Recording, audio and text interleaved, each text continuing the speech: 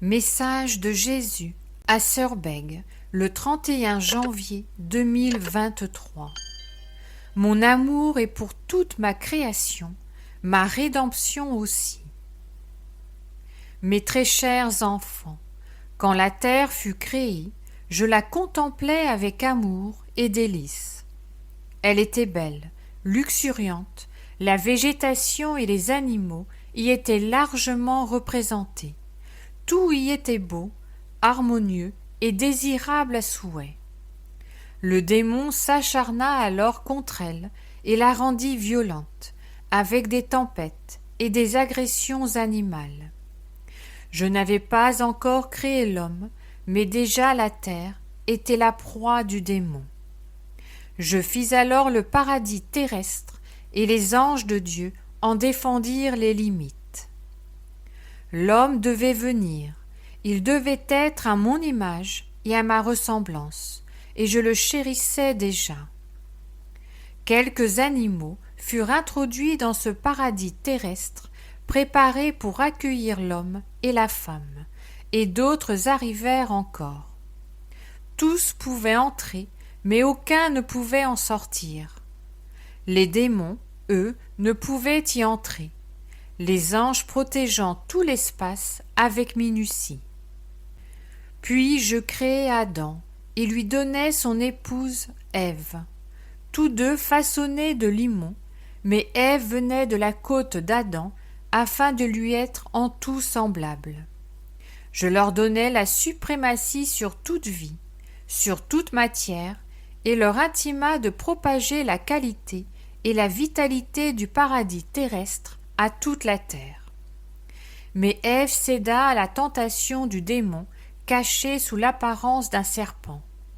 Elle entraîna son mari Adam avec elle, et le paradis terrestre perdit, par le péché et leur révolte contre les ordres divins, la grâce de la protection particulière des anges.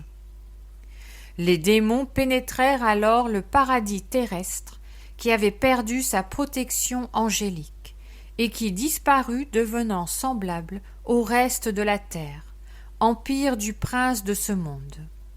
C'est ainsi que le paradis terrestre, évanoui, ne put être propagé à toute la terre par le travail et l'influence de l'homme.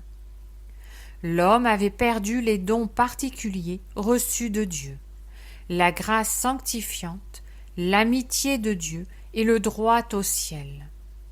Son intelligence fut affaiblie et sa volonté inclinée au mal. Il fut assujetti à la souffrance et à la mort. Il ne put transmettre à sa descendance ce qu'il avait lui-même perdu. Et cette tare liée à l'humanité s'appelle le péché originel. La terre, livrée aux démons, qui s'en est arrogé la propriété, tout en reniant à Dieu son bien par son non-serviam, fut laissée à la liberté démoniaque, comme les hommes eux-mêmes sont laissés à leur liberté d'obéir ou non à Dieu. Dès ce moment, Dieu avertit le démon. Je mettrai une hostilité entre toi et la femme, entre ton lignage et le sien.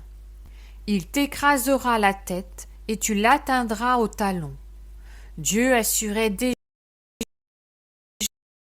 par la descendance de la très sainte Vierge Marie et le saint sacrifice propitiatoire. Saint Paul dit aussi: la création en attente aspire à la révélation des fils de Dieu. Ce passage peut aussi s'entendre comme une aspiration de la création à émerger de l'emprise du démon et à retrouver son état d'origine tel que Dieu l'avait voulu et tel qu'il l'avait établi. Moi, votre Sauveur et votre Dieu, je vous l'affirme, oui, de même que je suis venu sauver les hommes de la mort éternelle par mon saint sacrifice de la croix, ainsi je veux aussi répondre à l'aspiration de la création d'être elle aussi revêtue de sa beauté première, de sa fertilité première, de son excellence voulue par Dieu en sa divine pensée. Moi, Jésus-Christ, le Sauveur, le Rédempteur, j'ai arraché l'humanité au pouvoir de Satan, et je veux encore lui arracher sa domination sur le reste de ma création.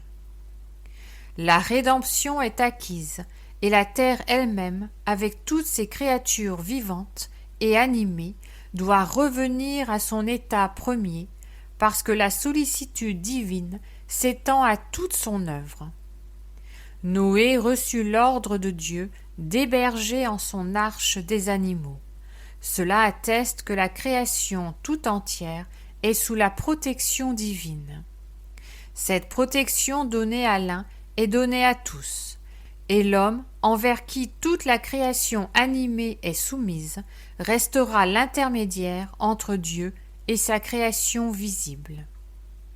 Lorsque le premier homme et la première femme furent réprimandés par Dieu, le serpent l'avait été aussi, et Dieu lui assura d'être écrasé par le lignage de la femme qu'il mordrait au talon.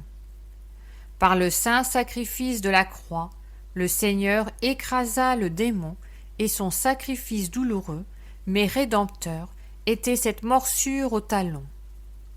L'écrasement du démon, tandis que les âmes ont été délivrées de leur sort funeste et que le ciel leur est ouvert, sera pleinement effectif lorsque sa présence sur la terre renouvelée sera éradiquée. L'enfermant dans l'abîme jusqu'aux ultimes temps du monde, qui verront son retour et puis sa défaite définitive et éternelle.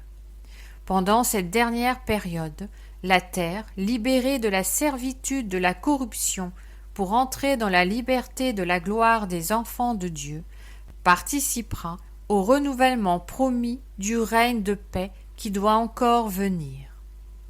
Oui, mes enfants, la terre maltraitée sera elle aussi rénovée, car si la matière ne peut avoir part à la résurrection de la chair, ni à l'éternité bienheureuse, elle aura néanmoins elle aussi son temps matériel de beauté, de paix, de fertilité et d'harmonie.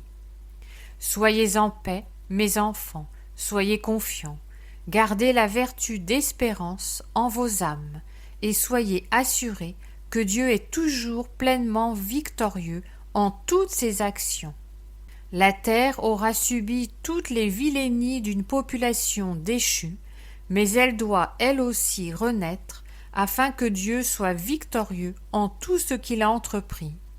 Qu'il en soit ainsi, et bénissez Dieu, mes enfants, parce qu'il n'est indifférent à rien, ni même à la plus petite fleur que personne ne connaît ni ne voit. Je vous bénis, au nom du Père, du Fils et du Saint-Esprit, ainsi soit-il. Votre Rédempteur.